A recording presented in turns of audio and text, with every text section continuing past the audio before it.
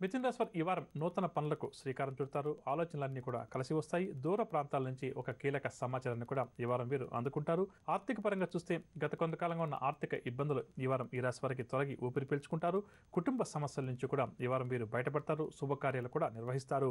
ఆరోగ్యపరంగా చూస్తే నేత్ర సంబంధిత రుగ్మతలు ఈ వారం వీరికి ఇబ్బంది కలిగిస్తాయి.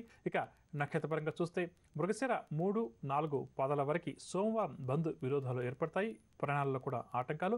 కొన ప్రయాణం చేసేటప్పుడు జాగ్రత్త వహించాలి. శుక్రవారం మీరు విందు వినోదాల్లో పాల్గొంటారు. ఆస్తి లాభ సూచనలు. ఇక ఆరుద్ర వారికి మంగళవారం ఆరోగ్య సమస్యలు, మానసిక అశాంతి కాస్త అధికంగా ఉంటుంది. జాగ్రత్త వహించాలి.